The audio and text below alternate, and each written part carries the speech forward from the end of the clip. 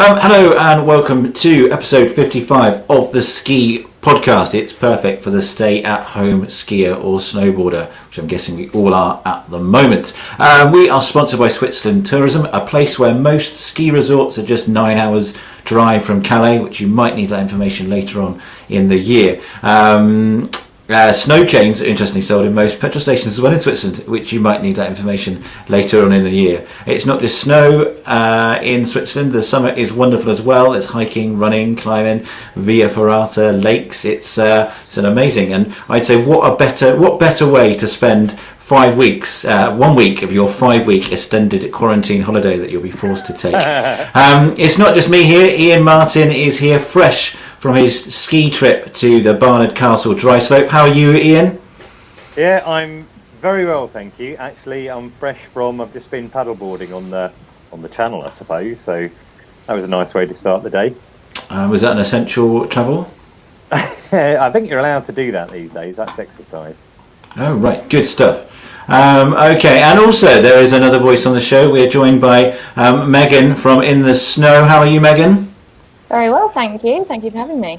No worries. And when was I used to ask Ian this quite a lot. I thought I'll ask you. When was the last time you went skiing? Start of March. I had a trip to Whistler. Luckily, just got that one in there just before all the lockdown started. So that was quite an interesting one. I've never been to Whistler. What's it like? Oh, it's amazing. I had never been before that trip. It's somewhere I've always wanted to go. And really? Yeah, it did not disappoint. I'll put it that way. Okay, so everyone should have that on their list. Is that what you're trying to say? Oh, yeah, for sure. Brilliant stuff. Coming up in the show, Megan will be telling us about her job at In the Snow.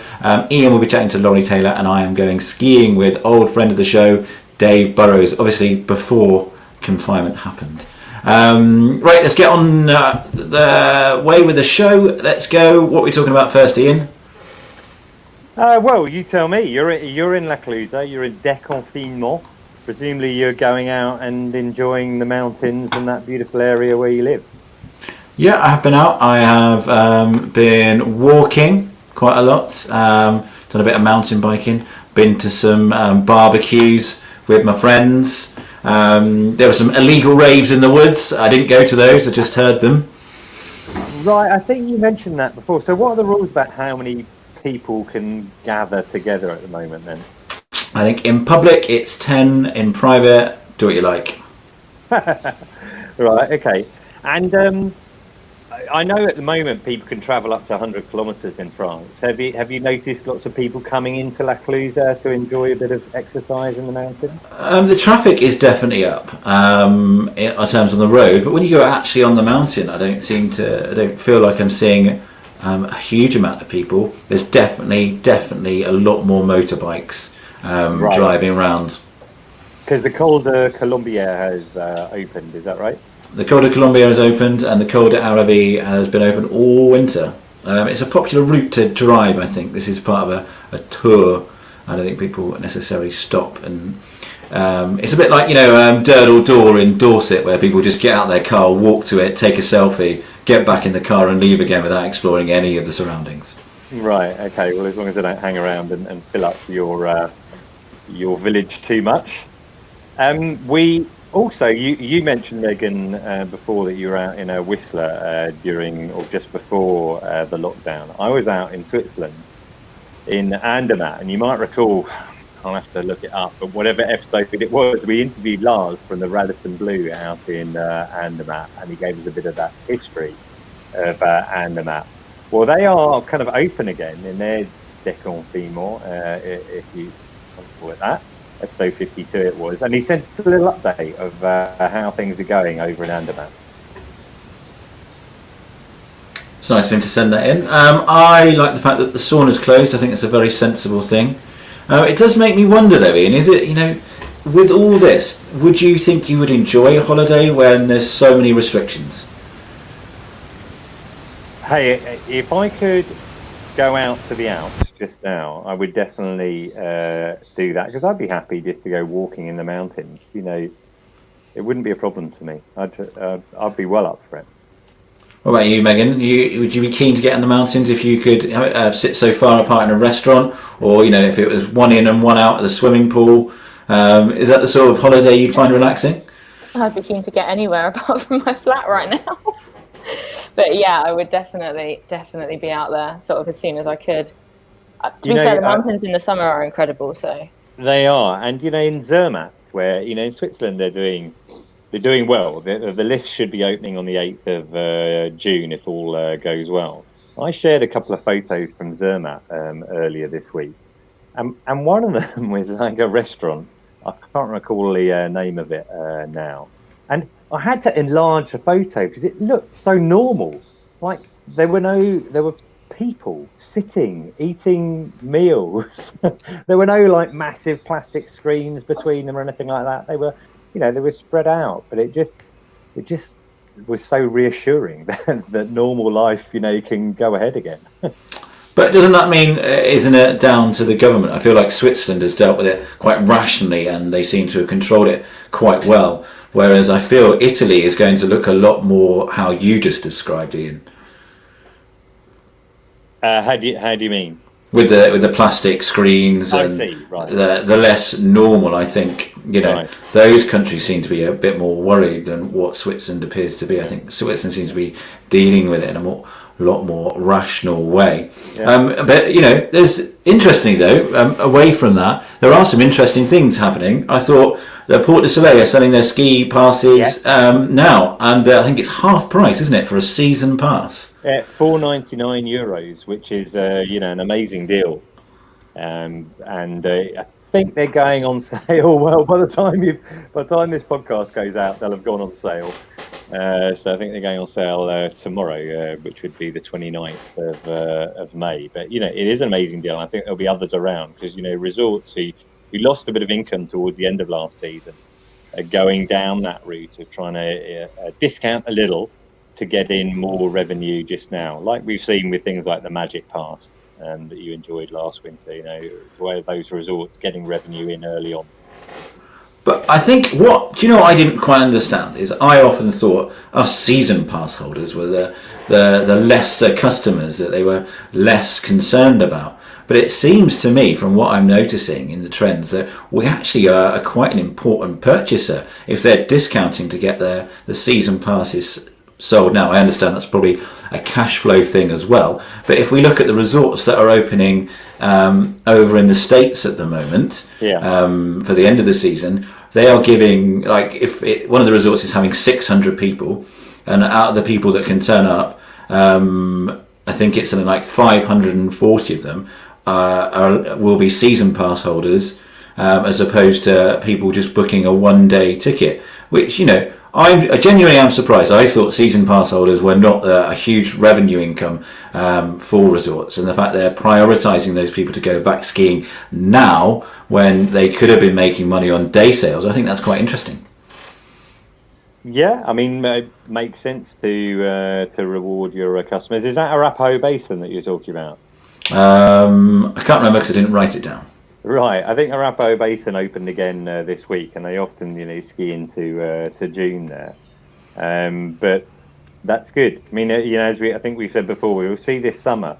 When the different glaciers open up, and when they start skiing in New Zealand and Australia as well, exactly how they manage the numbers of people on the mountain. It will be quite instructive as far as what might happen for next season. What I would be really interested into, and this is the link I'm doing, is if we were to have a ski show this year, how would that be affected by social distancing? Because they're busy places, they're quite crammed, you're squidged in, desperate to get to that one stall giving away free toffee vodka. How are they going to control that? Yeah, well, that's a good question. I mean, you're referring to the possible new ski show. We had Rob Stewart in on episode 51, who told us about that show. And there is actually a website up now at the skishow.co.uk. And it's got the dates up there, 25th to 27th of September, the location, the Snow Centre, Hemel Hempstead. But you're right that, it's very hard to launch a ski show in a situation where the venue is currently closed. and there is no opening date, lined up. So there's so many caveats attached to this show. Certainly, you asked how it would work. I mean, I don't know how it would work, to be quite honest with you. Social distancing, though, I imagine they'd have restricted numbers. Maybe that makes the tickets kind of even more valuable if you can get them. What, a ski show where there's 600 people and 440 of them can be season pass holders and the rest can be day ticket uppers. I mean, that's a good idea. I think that the pricing is actually interesting. It's only £12 to get in, which is a lot more responsibly priced than previous ski shows. Yeah, and according to the website, includes a voucher for drinks as well. Drinks, it says plural, but who knows exactly what you're going to get. But I can't actually remember how much it was last time. I remember the lot of deals. I mean, it says children under 16 are £6, and I thought children at the last show, at Battersea Park Telegraph one were free. I don't know about the children, but it was £17 if you pre-booked, and then £22 or £23 on the day. Right. Okay. Why I know that, I don't know.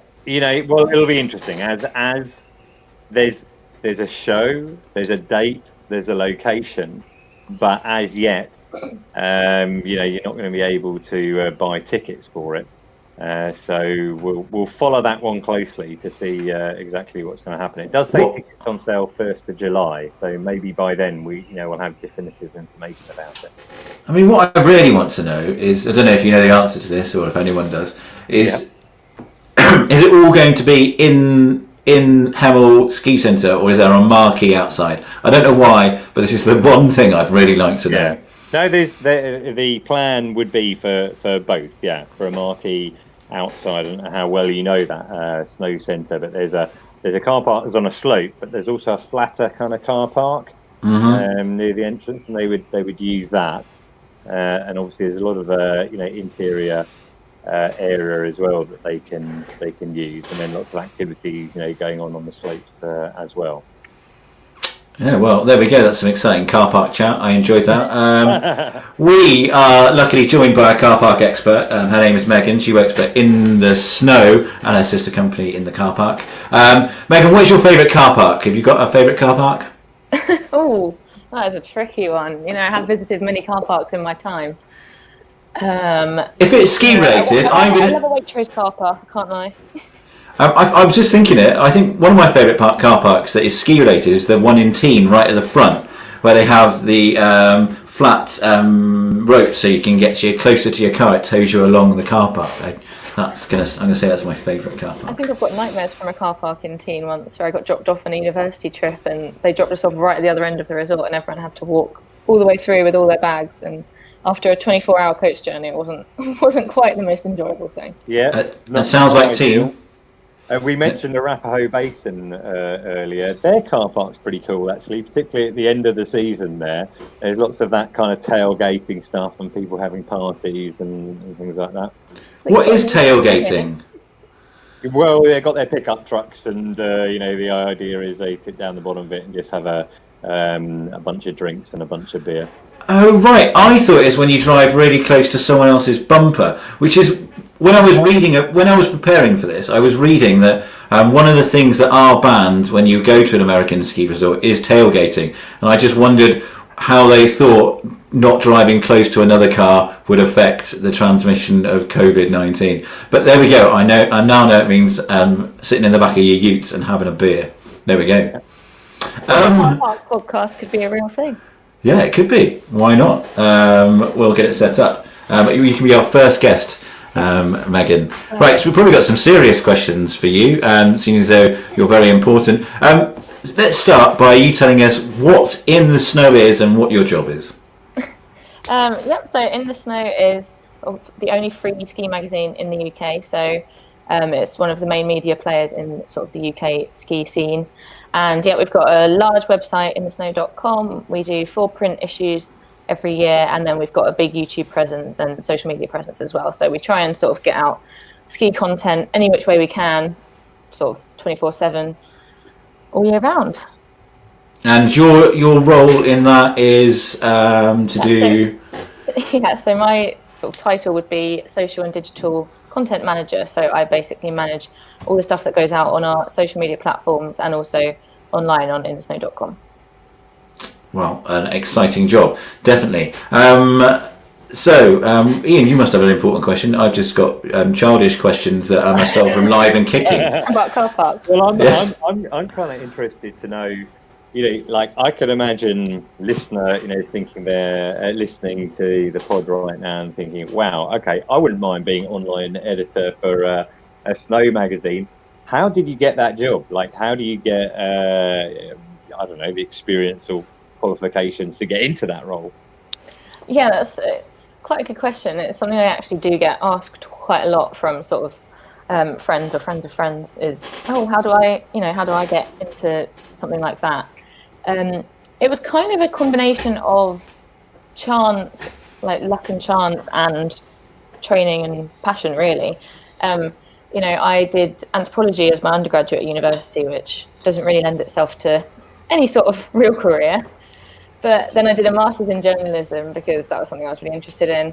And then I did the classics of finish studying, go on a ski season, have a great time. So I went off to St. Anton in Austria, which was amazing. Nice. But then when I came back, I definitely had a sort of season blues few months where I was interviewing for loads of jobs. I thought I have to get a real job now.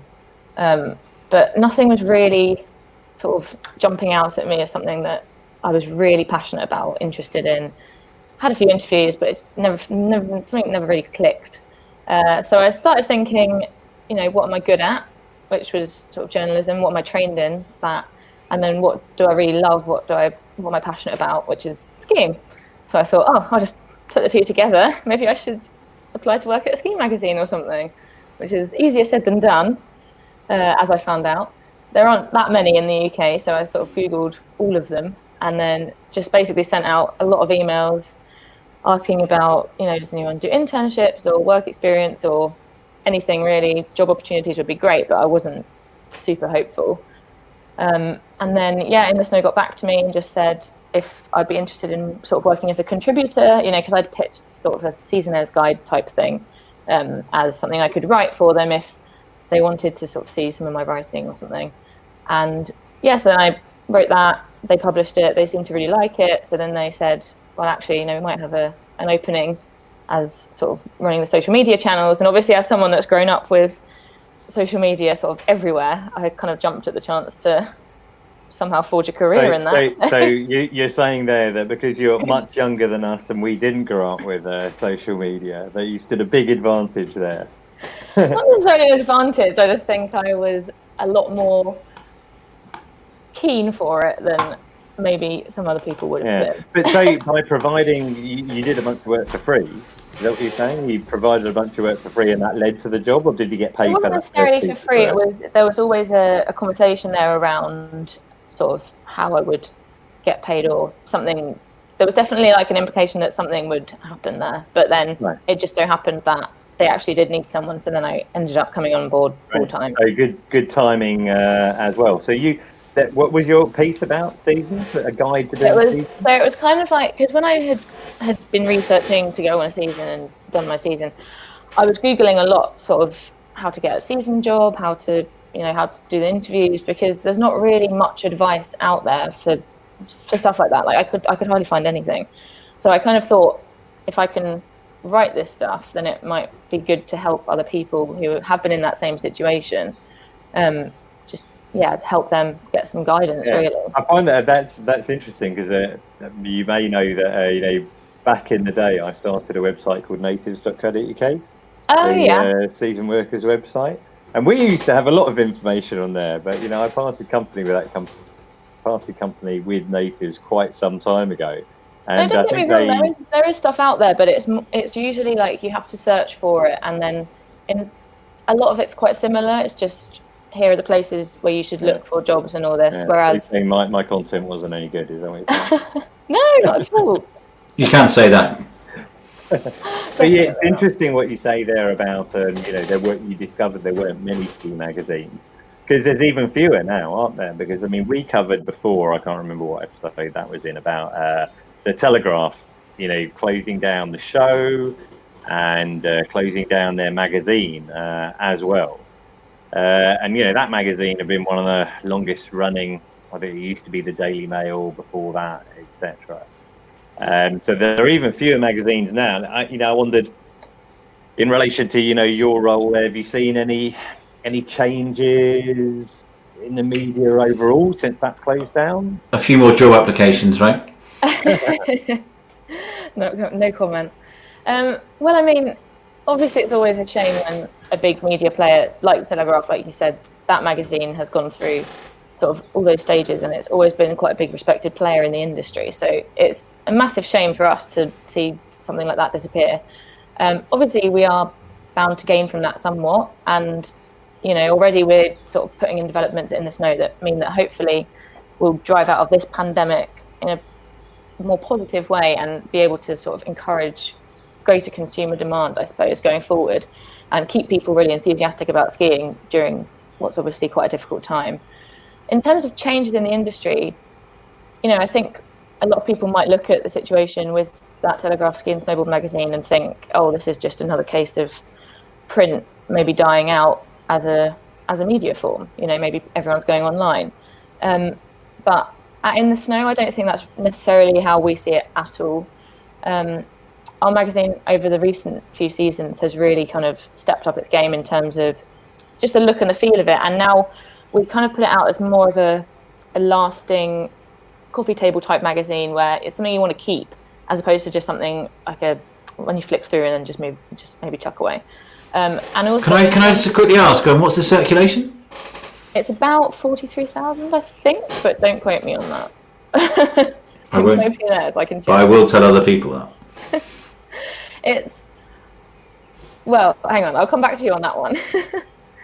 But what I was going to say about just the last thing about print is obviously we're all spending a lot of time on our screens, probably now more than ever during the pandemic, and it's just a nice change from that to have something physical in your hands, that you can just flick through, that takes your mind off of the screen, gives your eyes a bit of a break, I suppose. And actually, apparently, it really does help in terms of buying things. People are much more likely to buy something after they've been looking at it in a magazine, just as opposed to flicking through online and going through various different pages and finding themselves somewhere completely different to where they started.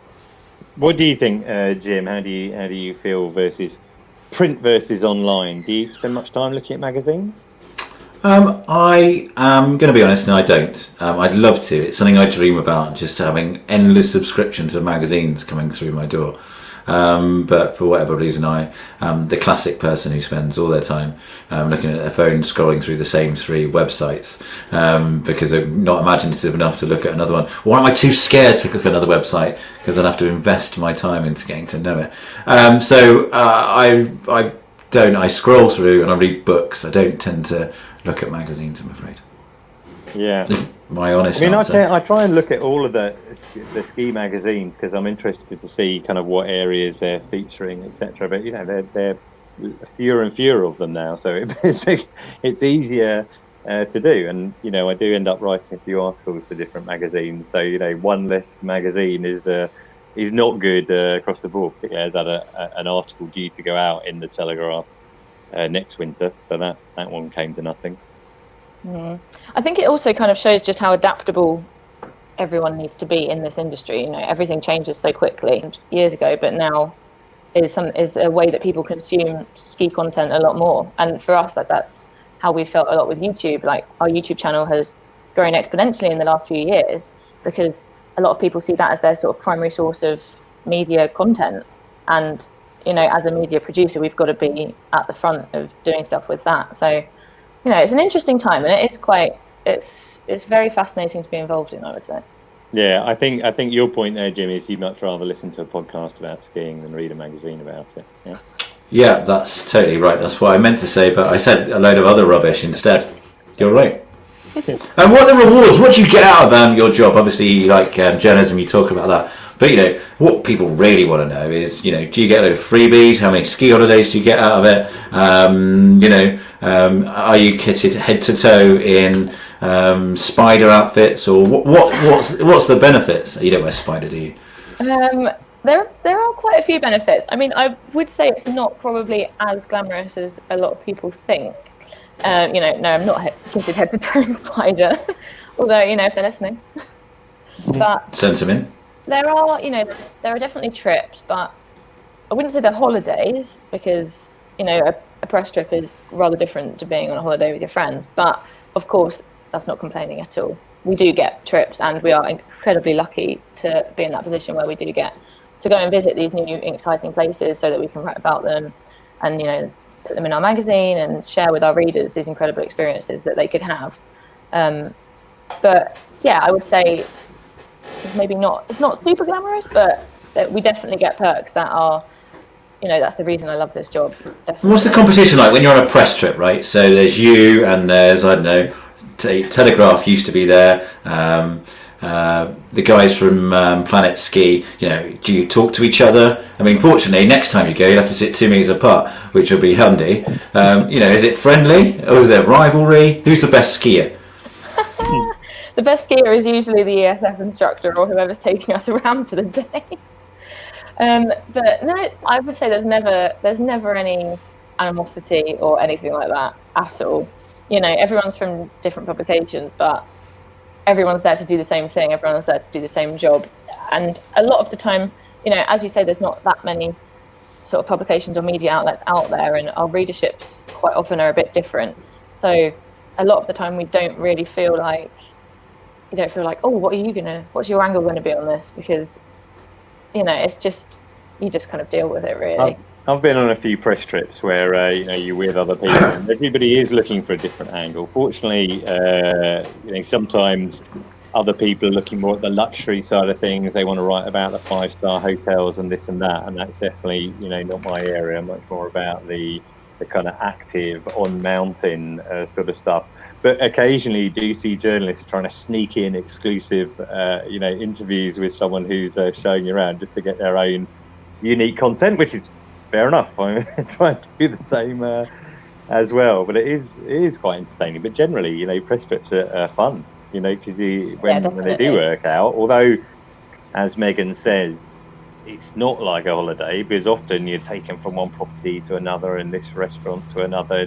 Personally, I'd rather just go and ski than sit in some restaurant at lunchtime for 2 hours and meet another owner. Not if any tourist officers or boards are listening right now.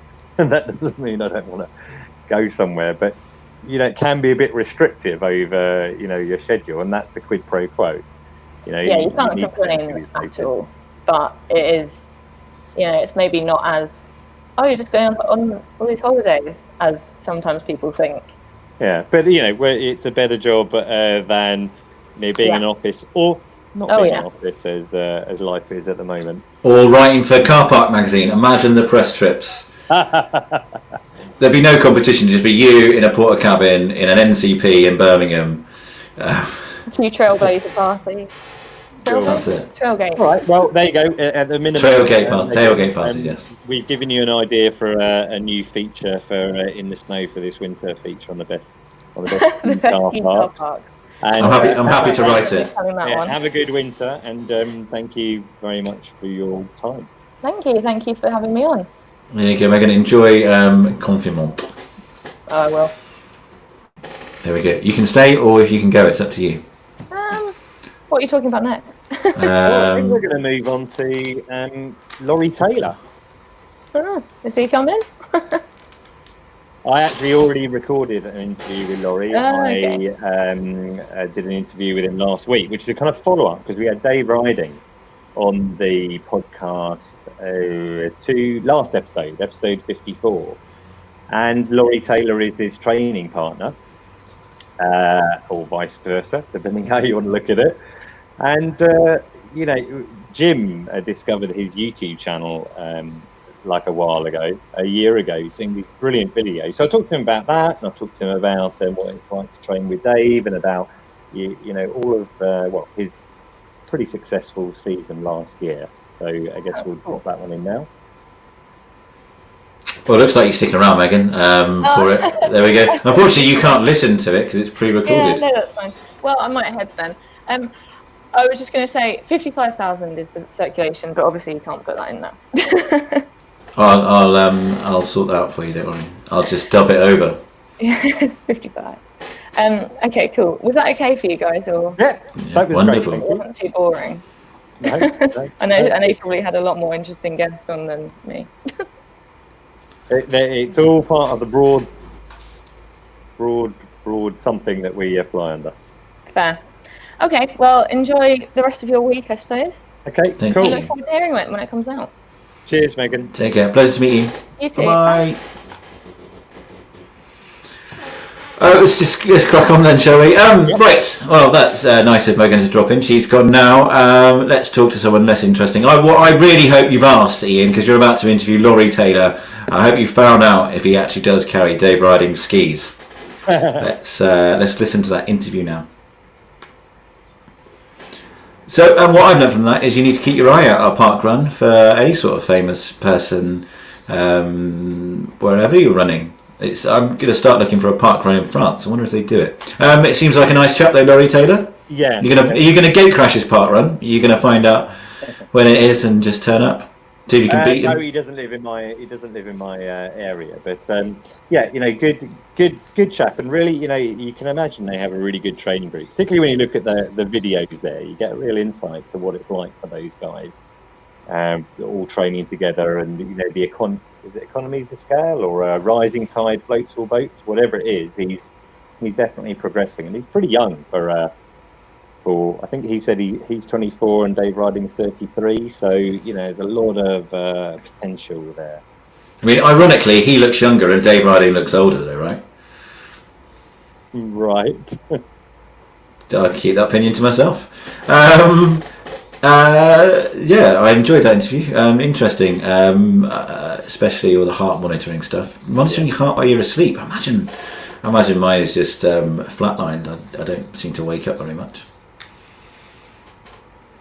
Let's do something else, shall we, Ian? You remember I went to Onze, and when I was there we did an Avalanche special, which you can listen to. It's got no number, it's just called Avalanche Special. And I was there with Dave Burrows, and we went a bit punter, and we decided to find out what makes the perfect ski run. So let's listen to that now. I mean, genuinely, I'm interested to find out what I said and what happened in that, because that was a long time ago it happened. So when I come to edit it, it will be a big surprise to me. Let's round up with some reviews. What have we got? We got a bunch on Snowheads. No more recently on iTunes. Can I just clarify? Is it a review if it's just a comment? Well, I'm going to read it out because Stir says episode 54 had the best and most interesting interview I have yet heard with Dave Riding. Me too. Dave Riding went down well. We've also got Mike Powell on there. Great interview with Dave Riding. And then the last one there is from Primrose and Blue. Is that a Snowhead name? Yeah, that's a username. Yeah. All right, and they say really enjoyed the interview with Steve Cross. So well done, Ian. You should give yourself a pat on the back for that. And Steve Cross is the guy who created that chairlift in the garden, and both those interviews were in episode 54. There we go. Wonderful stuff. Right, well, that's been quite a long show, I think. So let's wrap it up. I've enjoyed talking to Megan and everyone else who was on the podcast. What a cast we've had this week. Anything coming up, Ian, that you want to plug? We looks like we'll be doing a Q&A with Graham Bell. We don't exactly know when that's going to happen yet, but we'll put it on social media, and you can send your questions in advance, and we'll probably do it Facebook Live as well, so you can ask questions while we're interviewing him. That is an skill. I'm looking forward, because we've spoken to him a few times, and I still haven't brought up the subject of when I once commentated on him. I'm sure he probably doesn't remember it, but I might bring it up. Well, I'm fascinated to know that one. Are you allowed to tell me how that worked? Yeah, he did something, and I commentated on it with a microphone. It was a ski show. I think it was one of the Earl's Court ones, and I can't remember who it was. but they had a stall and they had a bucking bronco, and Graham was there pretty much all the time trying to get a good time.